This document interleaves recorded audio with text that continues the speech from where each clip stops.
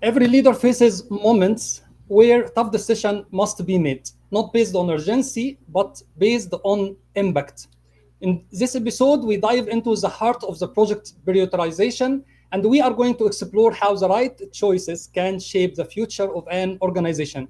If you ever struggled with what to start, stop, or pushed forward, this episode is for you.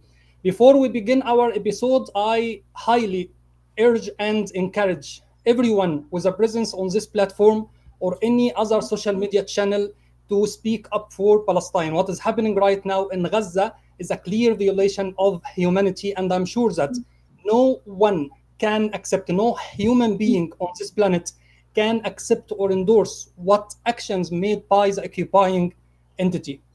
Let's start.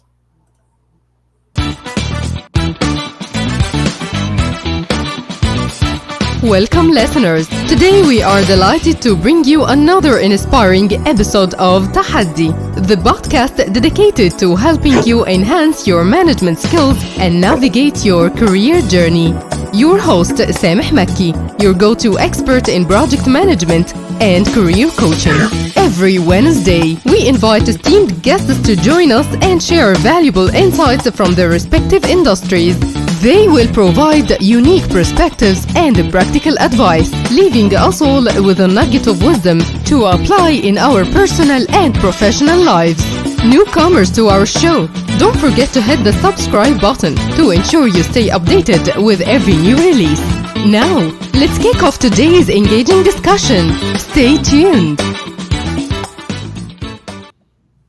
Hello and most welcome in our exclusive episode. I'm so excited to have you today in this episode with our esteemed guest. Our guest today is the real expert about the topic which we are going to discuss.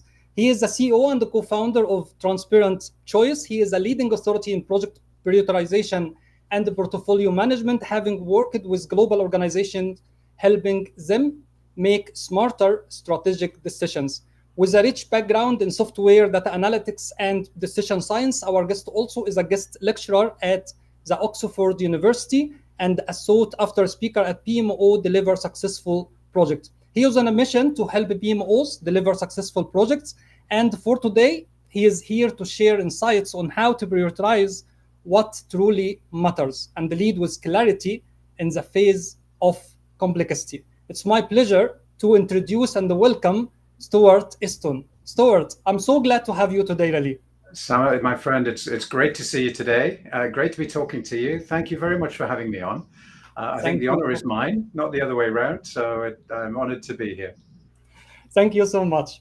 I would like to say thank you for everyone with us today. Whether you are tuning in live or you are catching up later, feel free to leave us your thoughts, questions, reflections, so we can build the conversation together. Stuart, let's start, by one ordinary question coming in my mind. The work is going on actually in many organizations, and the people are doing from here and here. Why project prioritization is a big deal? Why we have to concentrate and talk about project prioritization?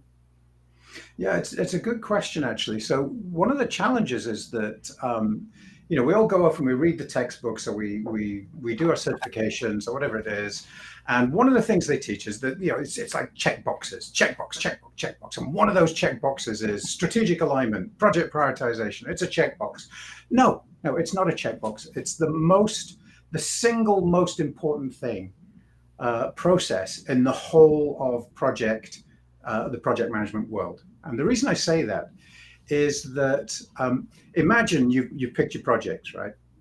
And traditionally, right, if you look at PMI data, project success rates are about 60 to 70%, right? They go up and down, up and down. They've been 60 to 70% for a couple of decades. Or less. Yeah, or well, depending who you listen to, right? And so let's pretend that we could execute our projects perfectly. That would get us to 100%. But only prioritization could get you to 150. How? By stopping doing the things that are adding less value and adding in things that add more value to the business. So it's not 150% completion.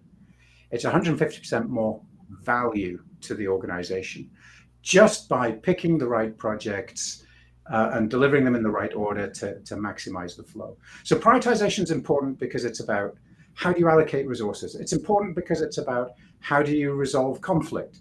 It's important because it's about how do you organize your resources to maximize flow. Fundamentally, it's about how do you massively accelerate the value that you're driving to the business from your portfolio. Wow. Okay. When I was preparing today for the episode, one question also pop up in my mind on which level of the organization we should start to talk about prioritization, from the project manager's level or program or portfolio, or maybe above. All of the above. So, funnily enough, I had a call today with a guy from a global bank, and they were talking about their 3 levels of prioritization. So they have the corporate strategic planning. Okay, so that's kind of what business are we in? How much do we put into this business versus that business? Right, that's a prioritization problem. They're not prioritizing projects at that level. They're prioritizing their investment in different parts of the business. Then the next level down, within a division or a business unit or something, you're starting to prioritize initiatives and projects. But sometimes you might have another layer below that. So then you're really prioritizing projects. Then within a project, you can be prioritizing. Let's say it's an agile project, prioritizing your ethics and making sure that they're supporting the goals of the project. If you want to avoid scope creep, then prioritize properly. Prioritize your ethics. So then they're not just picked somebody thinks it's cool or somebody shouting at you, right? It's picked because it's actually supporting the goals of the business. So you do it at all these different levels in the organization. And the key thing is, I heard this phrase somewhere years ago, and I don't remember where I stole it from, but I steal all kinds of things,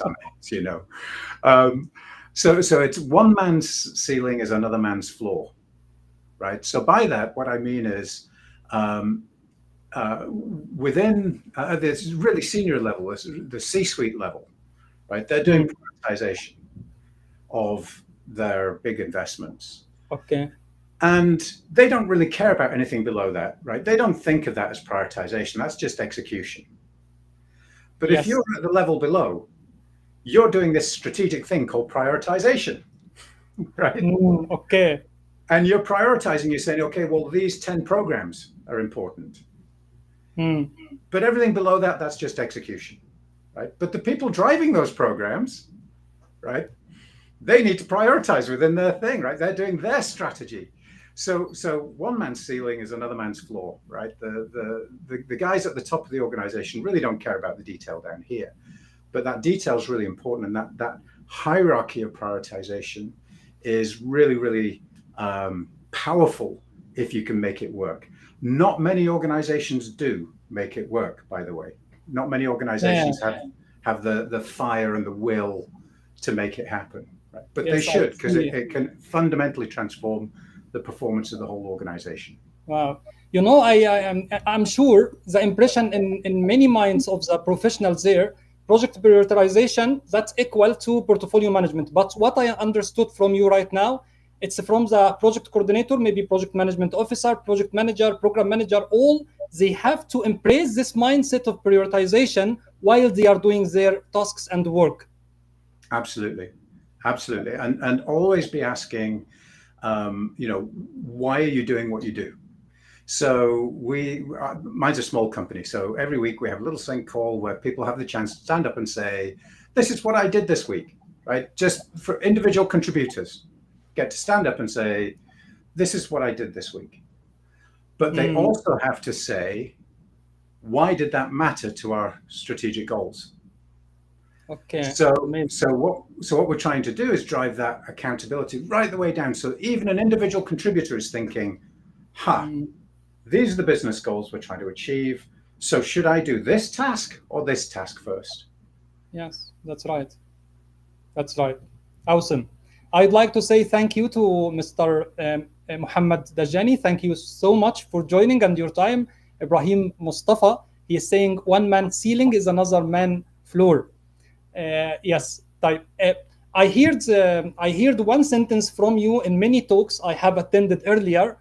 You have said clearly like this: some projects destroy value, and it's you know, in my opinion, it's a strong claim.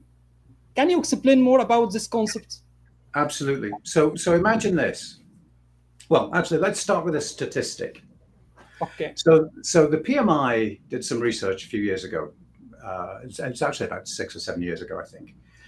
And they surveyed hundreds of organizations around the world, and they found that in a typical portfolio of projects, 20% of the projects are so badly aligned with the goals of the organization that they should be stopped. So 20% of projects are waste. Now, everybody thinks of that and they go, wow, we're wasting 20% of our resources. That's terrible. And it is, but it's much, much worse than that.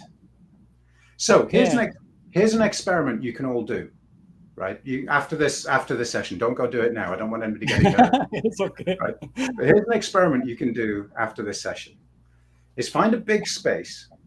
And I want you to take 20 steps, okay?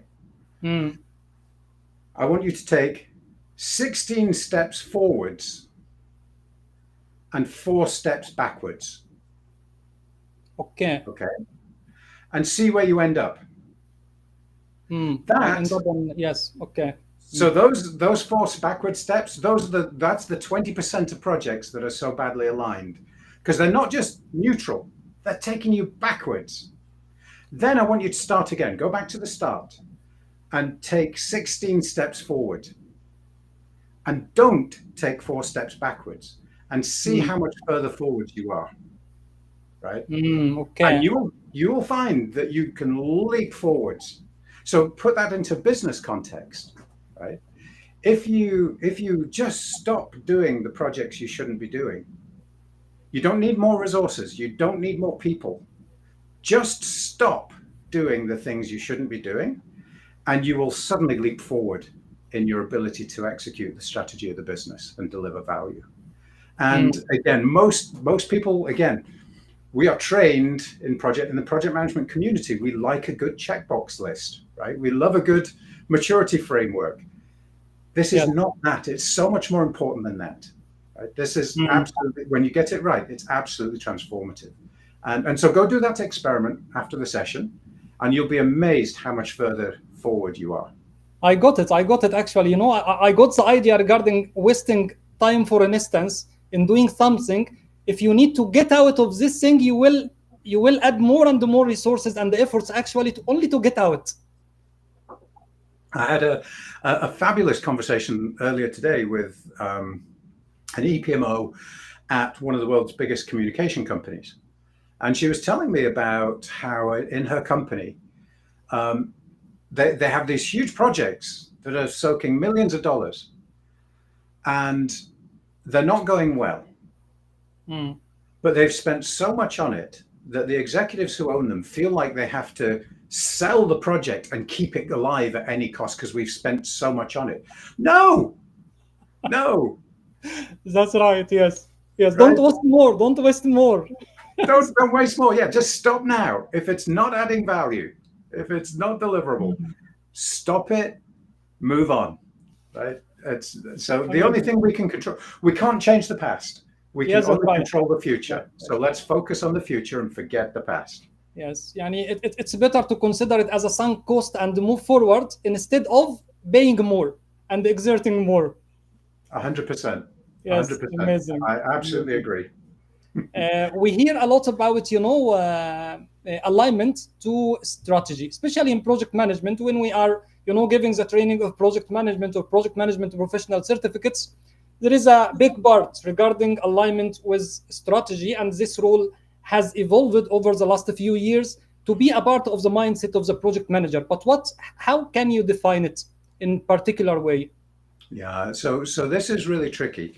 So the first question is, and I'm just going to put this out there to people. I don't know if people can get onto the chat, but if you can, right? Yes, they can actually. They are available. Okay. Yes. So I'd like you Yes. to answer this if you can. All right. Mm. I would like you to say yes or no to this question. Okay. Do you understand your organization's strategy and your role in delivering it? Do you understand your organization's strategy and your role in delivering it? Okay, seems straightforward. So let's see if Okay. anybody's brave enough to answer that If honestly. some answers are there, I will inform you with that. Yes. So as people are sort of thinking about it and waking up and figuring out how to do the Yes, chat, sure. so research globally suggests that 95% of employees do not understand the strategy of their organization. Okay, so number one, we in the project management community need to stop saying we are in the project management community. We are not in the project management community. We're in the strategy execution community. Our job is to help your organization deliver their strategy. It's not to, we do that by executing projects. Yes, sure. That's not why we do it. So you cannot execute your strategy if you don't know what your strategy is. Yes. Right? So that's the first point. So if you're in strategy delivery, not project management, strategy delivery, right? We're going to use that terminology now. If you're in this strategy execution business, then you have to know what your strategy is. So let's imagine you go and ask 5 different executives from your senior leadership team. You will get 5 different versions of the strategy. Okay. Because they don't agree on how to interpret the strategy. So when people write strategy, they write it in very vague terms. So I was looking at one today where it said something like, we will enhance our leadership position in markets where we're leaders. Okay. Okay, what does that mean? It's good, but where we go? Yeah, what do we do, right? How do we turn that into an action plan? So, so the first thing that you have to do is get agreement amongst your leadership team on what the strategy, how to translate these big high-level comments into specific actionable decisions. And so very often you'll find organizations will have KPIs or OKRs that they use to drive the business. That's fantastic. That gives you a starting point, right? Because very often, those, if they're done well, they will tell you roughly what the strategy is. Okay, I see. So you can start with that, and then convert those goals, those business goals, into criteria. Now, there's a difference between business goals. So we want to grow revenue by 100%, and a criterion to grow revenue. So the difference is, if I have 2 goals, I've got to grow revenue and I've got to reduce carbon footprint, and I've got 10 projects. Should I pick the project? But I can't pick any group of maybe let's say I can pick 5 out of my 10 projects. I can't pick any group of projects that will hit both goals. So what do I do? Do I make sure I hit the revenue goal, or do I make sure I hit the carbon goal? Your OKRs or your KPIs don't tell you that. I see. They're a way to measure success, but they don't tell you how to make a decision. So we take those and we turn them into criteria in a decision model, and then the way that you get your executives to agree is using something called AHP, Analytic Hierarchy Process. So it turns out there's lots and lots of research into how to prioritize projects, and this AHP thing, Analytic Hierarchy Process, this AHP thing kind of comes out on top from that research. Okay, I see. And that's amazing. The way, yeah. Sorry, go ahead. When you talk right now about this alignment and the project prioritization, when the people are exposed to many projects and they have to choose some of them actually to go forward, also coming in my mind, who is the responsible or the accountable one in the organization to do so? For instance, in my organization, we have top management, we have BMO, we have some departments like tendering department, which is responsible to get new and more projects. Who is the responsible one to go and check? Here we go. Here we will not. That's a great question. So here's my answer, and other people will give you different answers, but here's my answer, is that there should be, so as part of your, as good governance, you should have decision boards. So this is project prioritization rather than feature prioritization or whatever it is, but project prioritization is something that should be done at the portfolio board level. And so, and so you need to have the people there that are authorized to make the decision in that group. Normally you'd have a chairman and all that kind of good stuff. So there is a body which meets regularly that makes all these decisions. Then there is a process for collecting project requests and evaluating those projects so that you can provide the data and the insight to that decision board, right? So, and that usually lives in the PMO. So the PMO is usually responsible for running the process, but the decision board is making the decision. And it could be a committee of 3 or 4 people from different departments, for instance, in addition to the GM or PMO head or something like this. Exactly that. And so part of what as the PMO, what you can do is you can have that conversation about what should our governance board look like? Who needs to be on it? How often should it meet? What information do they need to make a good decision? We haven't even talked about resources yet, because it's great prioritizing projects, but then you have to think about resources and what do we have capacity for, right? So what information do we need to give to that decision board? So the board owns the decision. Let's be really clear. If you're a PMO, it's not your portfolio. It's theirs. Okay, I see. Yes. Right? It's theirs. We exist to serve them, not the other way around. So don't complain to me that your executives don't understand project management. That's not their job. Yes. That's your job. I see. I got it. That is amazing. In your opinion, Stuart, why do so many organizations, end up with way too many projects are there or too many projects on the go? So a number of reasons. One is that your executives really don't agree on the strategy, right? So what that means is, and you fix that using this AHP thing, okay? I will get to this because I know that you are utilizing this one. Well, no, and it's important, right? Because that's yes, sure. This is the foundation of absolutely everything that happens next. Okay. So you use that AHP thing to get your leadership on the same team. If you don't do that, what happens is everyone starts to say, I have to have my project, right? Okay. And so everybody's saying, give me my project, give me my project, give me my project. So when the bucket's full, everyone just says, well, we can fit one more in. Okay. Right. And I'm not going to say no to your project because I don't want you to say no to my project. Yes, that is right. Yes, to not resist me in the future. Right. So that's the first reason, is just if you don't have a good system, then, people will just try and force them in. The second reason is a lack of visibility. So by that, I mean, in most organizations, when we arrive, there is no connection between the strategy and the projects, and no connection between the projects and the resources. So they don't, so I was speaking with somebody in the NHS here in the UK, so our National Health Service, and he was saying, Stuart, we got a big problem. And actually, it was on a session with Laura Barnard, in fact. So he's saying, Stuart, we've got a big problem. They keep coming to me and just saying, one more project. Hey, can you do this? Add this project to the list. And Laura came up with the best suggestion ever, the simplest thing in the world.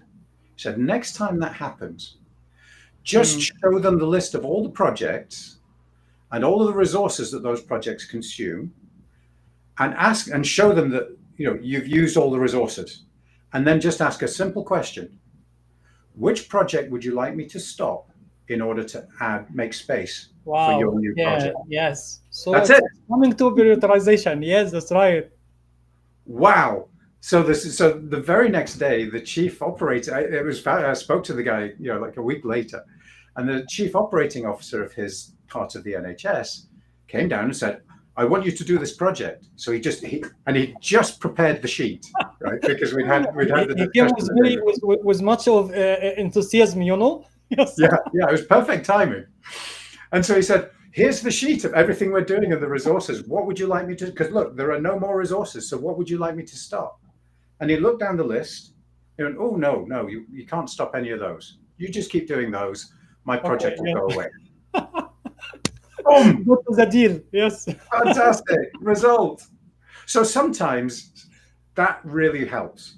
But in reality, you've got to have a good prioritization framework, and the executives have to buy into it, which is why that AHP thing is so important. And it's why a good governance process is so important. So everybody understands you don't get work done unless it goes through the process. And then you can start to get control. And it really matters, because when you have too many projects, your resources are overloaded. Yes.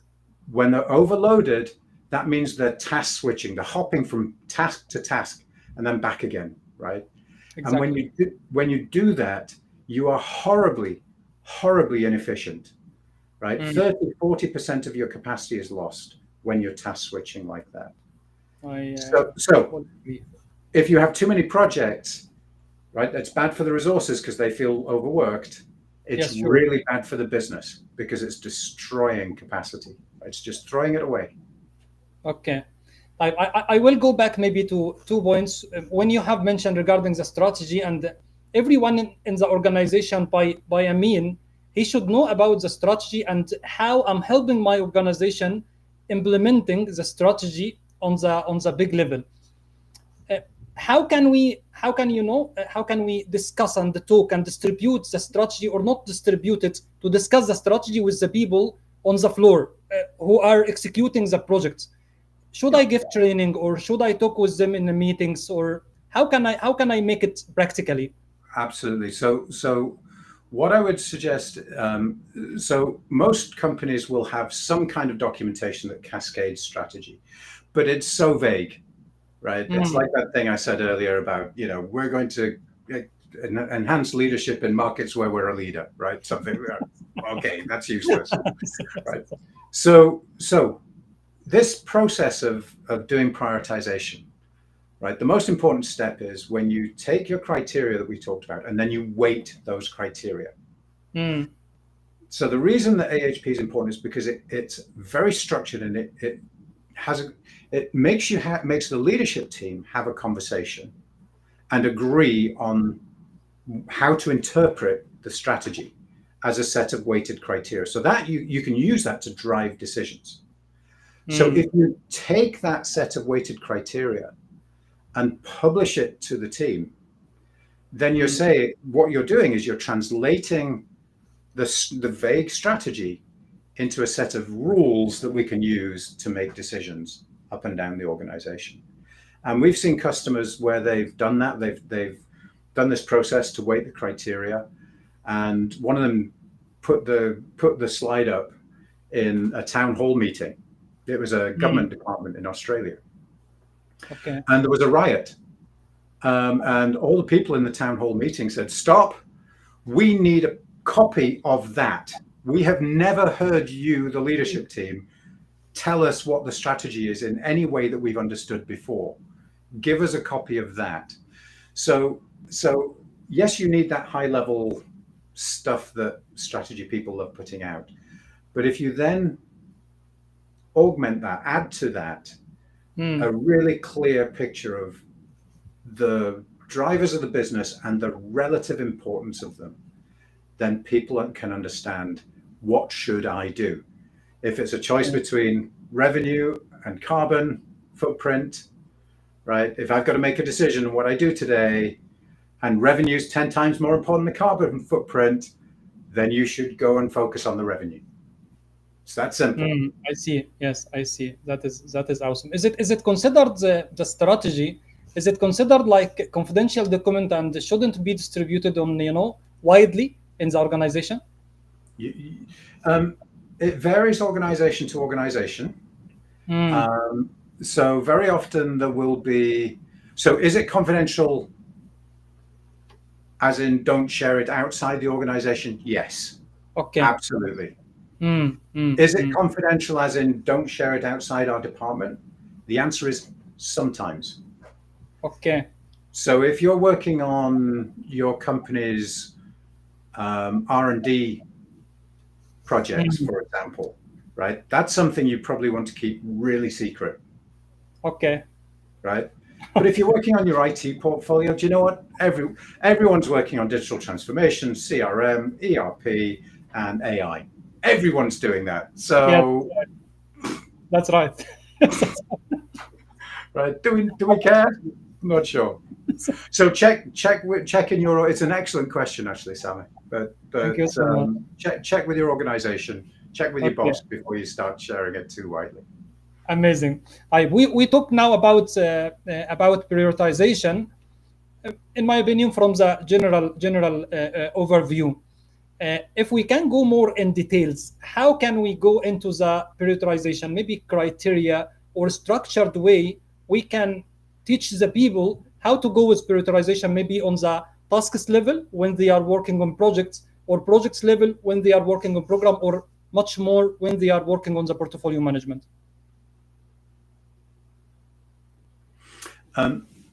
So how to go through the process, you mean? Yes. Yeah. Okay. So the first step is really to agree what those criteria are. So they should map into your goals, your business goals. Mm. The next step is to weight those criteria. So you get your senior leadership or your portfolio board or whatever you've got, and you would typically do this once a year. Mm. And the way you weight it is really important. So AHP uses a method called pairwise comparison. So imagine, if you will, Sameh, a football field, right? I know in Saudi Arabia, you guys love football, right? Yes. So, so you're at one end of the football field, and at the other end of the football field, there are two trees. Okay. And I ask you, how tall is the tree on the right? Go Mm. on, tell me how, in your mind's eye, you can see the tree. How tall is that Maybe tree? maybe 6, for instance, or 5 meters. Excellent. Okay. You're wrong. It's not 5 meters. It's 6.2 meters, right? Okay. But guess what? So that's like, if we're trying to weight our criteria, if I say, what weight shall I put on this criterion? Mm. You'll give me a number, 23.7%. Yes. But it's not meaningful. It's not useful. It's not real, right? It's That's just right. a number you made up. Subjective. You mean subjective? It's according to It's this that's right. person who is judging. It's completely subjective. Now, if I ask you, which of those two trees is taller? Okay. You'll get that right every time, Okay. because You compare. you can compare them, and you can see which is taller. So AHP uses that same mechanism with criteria. So it says, here are two criteria. Which one is more important, and how much more important? A little bit or a lot? Okay. And so when you do that with the different pairs of criteria, there's an algorithm in the background that can do some fancy maths and work out what the best fit is to all your answers. But crucially, you do it as a team sport. Mm. So you ask everybody independently, which criteria is more important. They all answer. And what you will find with a normal leadership team, the first time they do this, is that their votes will be all over the place. Okay. They will be a mess. Some people will say criteria 1 is more important. Some will say criteria 2 is more important. And this is where the magic happens, because then they have to talk about it. Mm. They can't hide. They have to have a Sure. conversation. And in that conversation, everybody is heard, right? Should be very respectful. Everybody is heard. You hear different points of view, and people move their votes around. And then you take the average and you move on.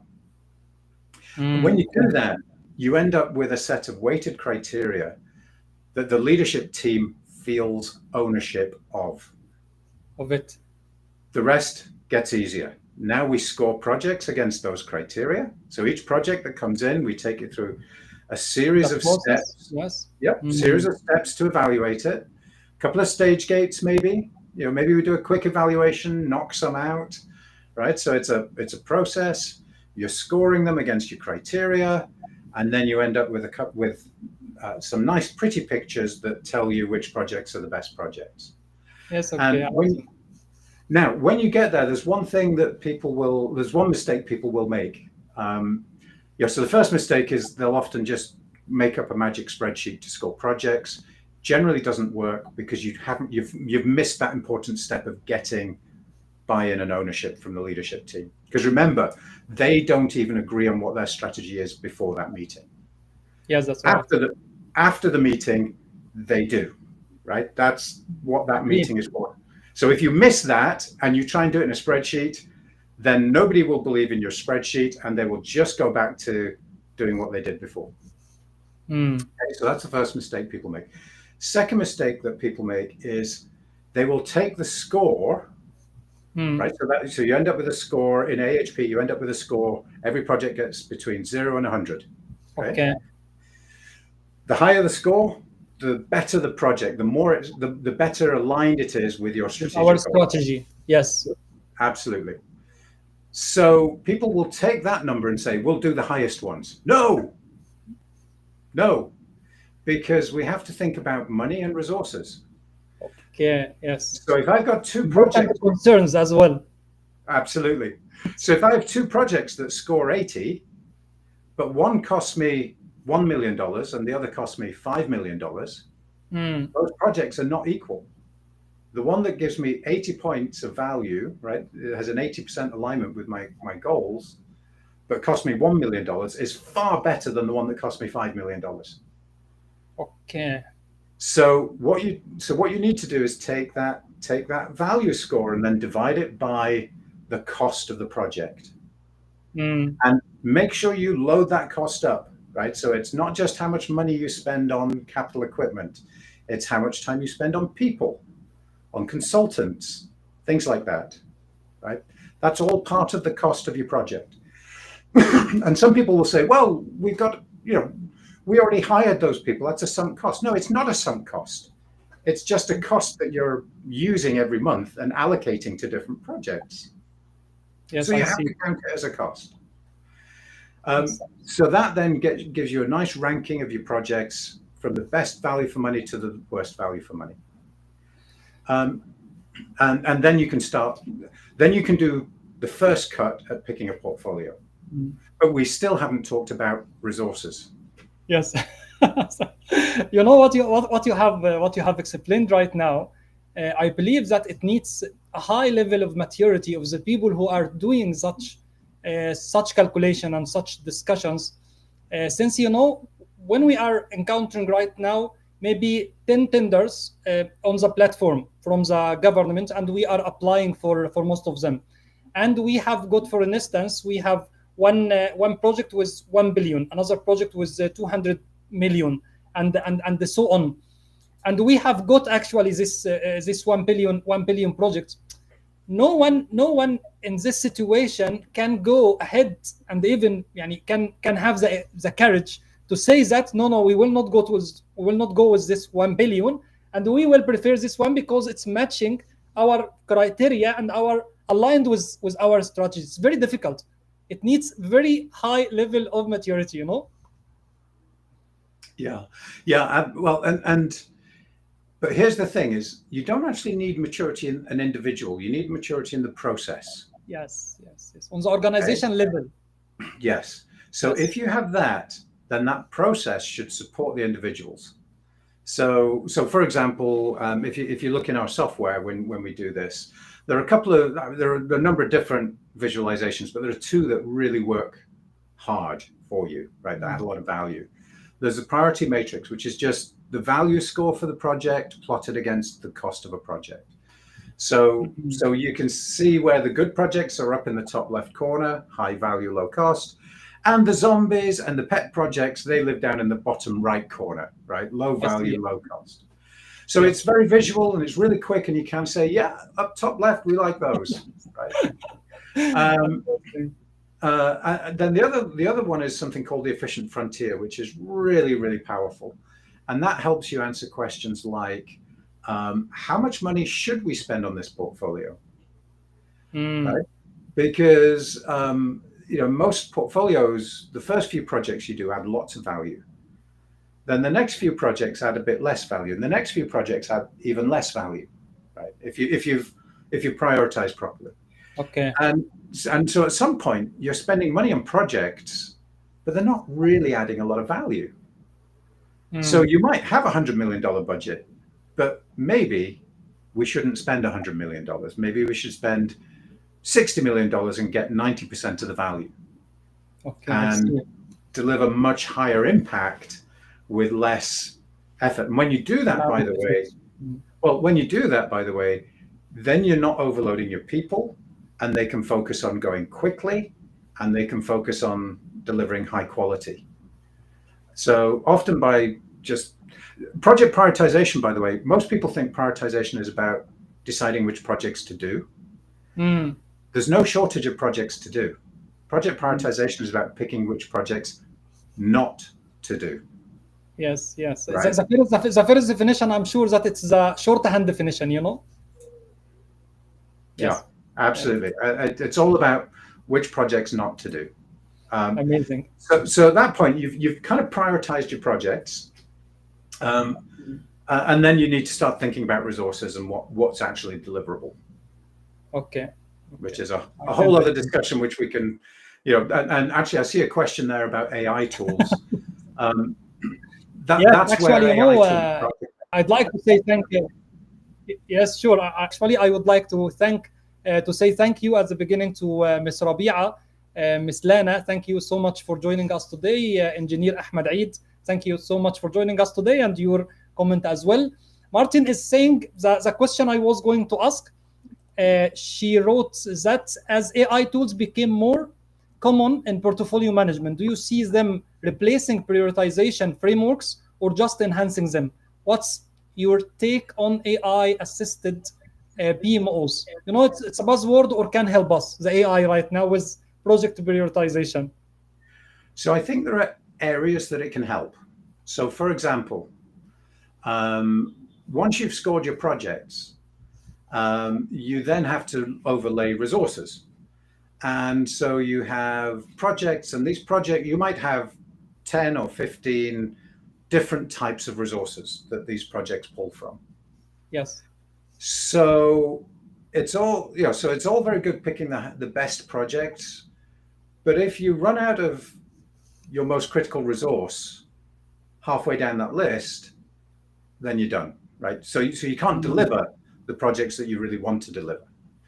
So AI, and we've got this really cool thing that AI can do really cool things, like it can simulate automatically thousands of project portfolios, right? So it can try and pick and choose and combine projects in different ways to get more value without exceeding your resource capacity. And it can do it in 2 or 3 seconds. Right? Oh, I see. So that's game changing. It can then lay your projects out on a timeline, on a roadmap, so that you don't have hotspots. And it can do it in a few seconds. It can run hundreds of thousands of scenarios in a few seconds. That is game changing. It can do things like when somebody requests a project, it can look at all your other projects and try and see if it can find a duplicate, right? So I want a CRM project to do this. So it can look at all the other projects in the corporation and say, hey, someone else is doing a project that looks a little bit like yours. Do you think you should just go talk to them? Right? Do we need a new project, or should we just talk to them? So it can do things like that. It could do things like, I'm going to tell you what it can't do in a minute. It can do things like when you're going through the process, you're collecting lots of data, right? Step by step. And then you want to create a one-pager for your governance board, right? It can do that. It can summarize all that data and put it in a beautiful document for you. Yes, that's right. In a few seconds. Yes, I see. What it can't do is replace that human judgment. So that bit where you're saying, is this criteria more or less important than that criteria?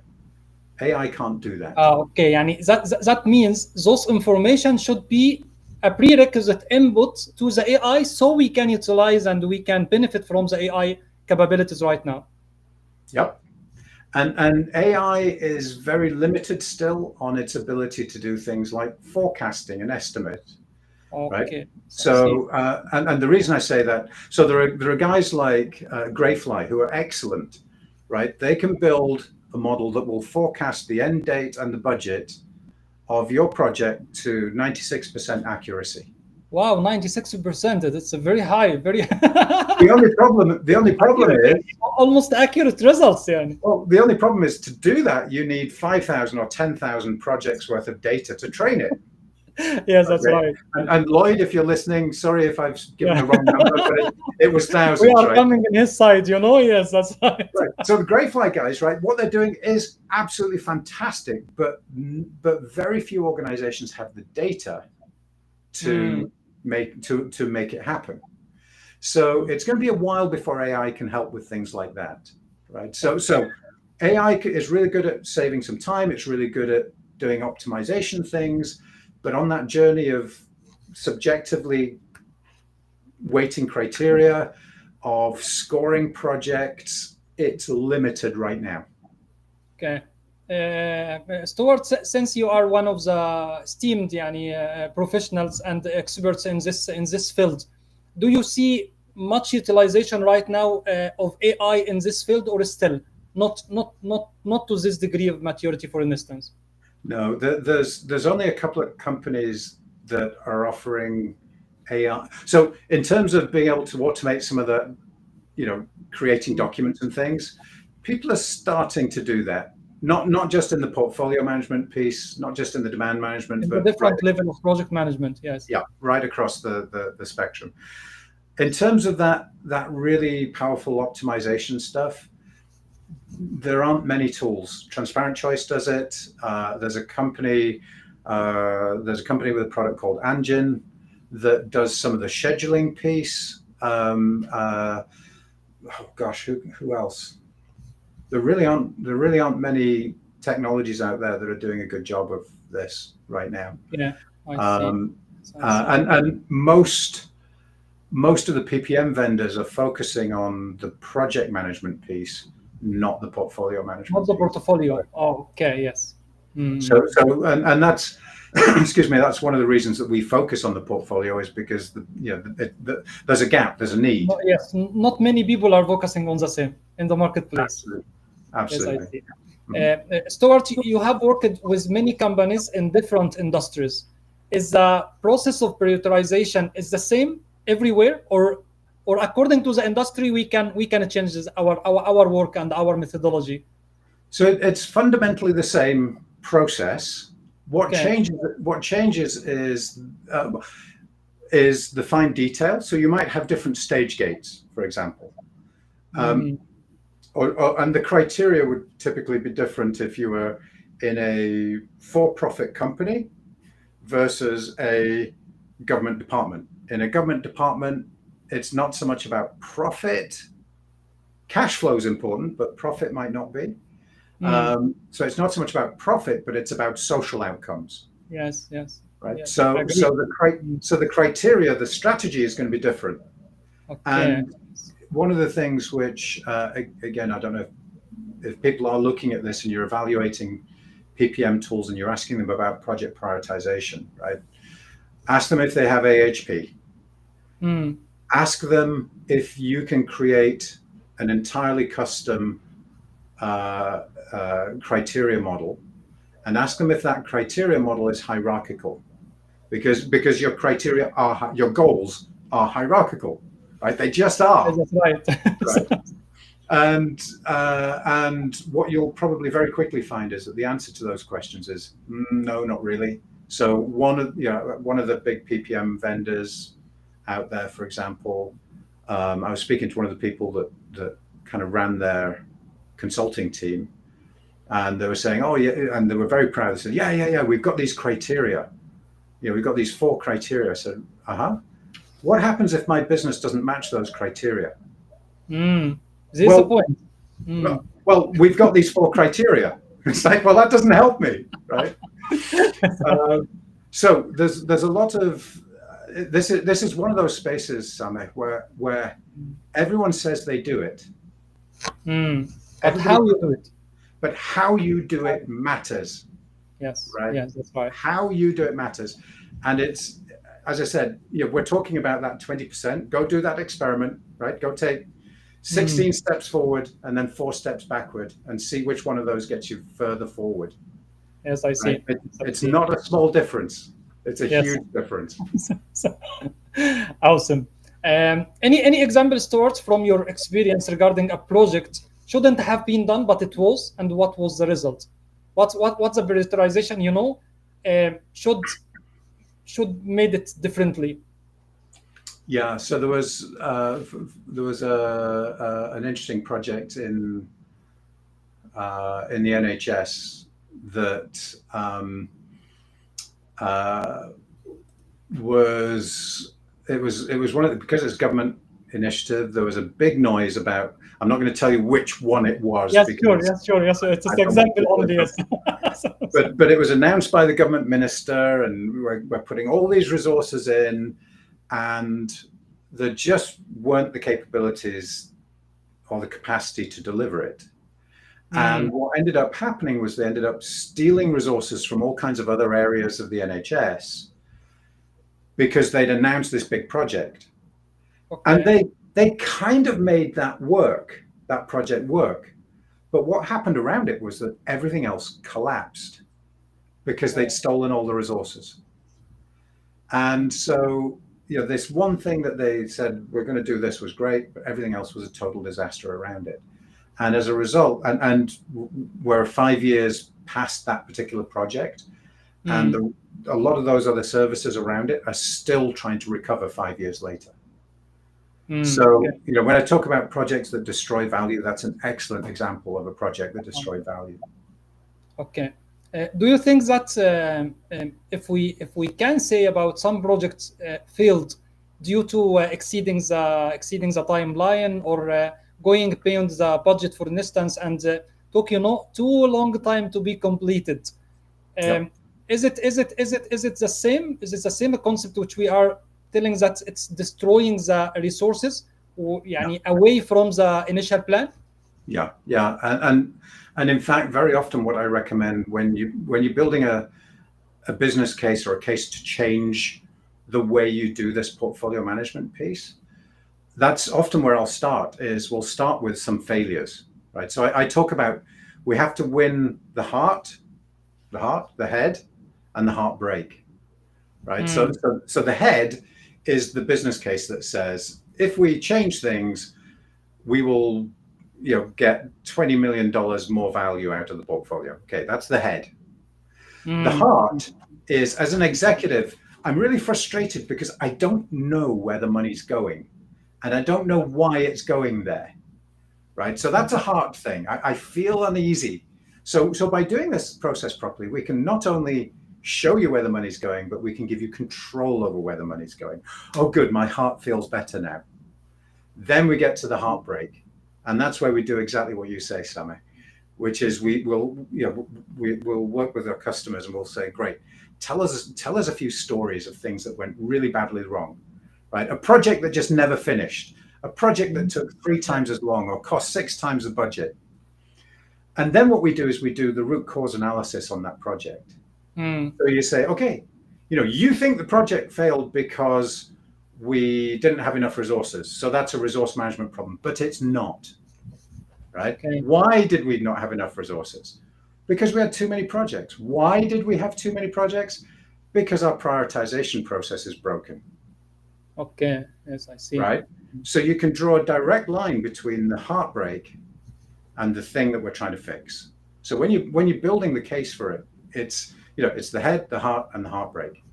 And when you address all 3 of those, then usually, your executives are like, yes, please do that for me now. Right? Yes.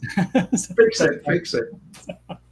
Dr. Saadi Adra always say the people, when they are presenting the business case to start and go forward in the project, they are not telling the business case and presenting the business case because they much convinced that these are the right information and the right case. They are doing that because they need to go forward. That's it, and to convince other people. This is the motive, Mm-hmm. Other than the real information inside and the good study and the analysis of the information is there to really decide whether to go ahead or to stop and to get a step back. Well, and that's a really interesting point, because Saadi Adra is absolutely right. That very often the business case is just something people write to get the thing approved. Yes. That's not what the business case is. The business case is actually a document that lets you hold the sponsoring executive accountable for delivering the value at the end. Yes, that's right. what the business case is. That's right. So the business case, actually, that meeting where you're weighting criteria is the start of your benefit management process, and it runs right the way through the project to the end. And the business case is a really important step in there, and so on. So it's all connected. It's all connected. Sure. All connected. So portfolio management, governance, benefits management, they're kind of all the same thing, more or less, right? That's right. Stuart, if any one of our audience right now is listening to us, or he is going to listen to the episode later on, and he would like to, to get the main and critical stakeholders on the table of prioritization, like CFO, for instance, or chief operation officers, how can we do so? That's a great question. So if you go to our website, transparentchoice.com, okay, a little plug there, I hope you don't mind, but so we have loads of free resources there. There's a learn button at the top of the page. Amazing. There are loads of free resources, and one of the things that you can do is you can click a button to book what we call the case for change. So it's not about the software, it's about building the business case to change the way that governance works in order to boost performance. Okay. And if you do that, it's a 1 hour workshop. It's free, right? It's a 1 hour workshop, and we'll take you through the process, give you some homework. If you want to then show us your homework before you present it to the execs, we'll happily do that. But I will do. I will be the first one. Yes. Perfect. So just go to the website, transparentchoice.com, and look for the case for change button, and just book a meeting. Awesome, amazing. Type. Before getting to the conclusion of our lovely and valuable discussion, I stayed almost 2 years seeing the speakers at the GBMF holding a duck, and I didn't know. Yes, that's right, exactly. And at that time, I didn't know anything about the story, and all the people are talking, but I don't know what they are talking about. What is the story behind your duck? Behind the ducks. Okay, if you see ducks at project management shows, it's probably because somebody's been got by Stuart. So the story. I have got one this year. Oh, we have to fix that. Thank you so much. So the story goes like this. A friend of mine was presenting his project to the CEO of one of the world's biggest oil and gas companies. Okay. And so he's presenting his Gantt chart and his risk register and goes and smells, all that stuff, geeking out. And the CEO stopped him and he said, "Roberto, I don't care if you have a boy duck or a girl duck. I just want eggs." Okay, so in other words, the business, your executives do not care about the details of your project. They don't care about waterfall, agile. They don't care about the tools you're using. They don't care about any of it. They just want the value. So the idea of the ducks is that to remind us, yes. Yeah, to remind everybody, and use it to remind your teammates as well, that it's not about the duck, right? It's not about the project. It's about the egg, right? It's all about the egg. So if somebody starts geeking out with lots of duck stuff, right, with lots of project stuff, stop them, throw the duck at them, metaphorically. I don't want any accidents, right? Throw the duck at them and ask them stop talking about the duck, tell you about the egg and how they're going to protect the egg, because that's all that matters. Amazing. Stuart, thank you so much. I'd like to thank you, and I'm grateful actually for your time, efforts, and preparation and presence with us today. I hear today amazing insights, and I'm sure that the audience who are going to listen to the episode will benefit a lot from the ideas presented today through the episode. So thank you so much. Sameh, thank you for having me, and it's a real honor to be here. As you know, I love talking about this thing, right? An hour isn't enough. So anyone that wants 2 or 3 hours of this, just call me. So highly appreciate Thank you. I'm honored to be here. Thank you, Stuart. I would like to thank everyone has attended with us today and stayed with us till this moment. Feel free to keep your questions and leave your question and reflections also on the chat box, comments on LinkedIn, YouTube, for instance, and also Facebook. If you have any question, and we will try to get again to Stuart so we can have the responses for those questions. See you in another episode. We will have a short break, and we will come back inshallah with our future episodes, starting again or resuming again from mid of August. Thank you so much. See you again. Until then. Thank you, everybody. Thank you.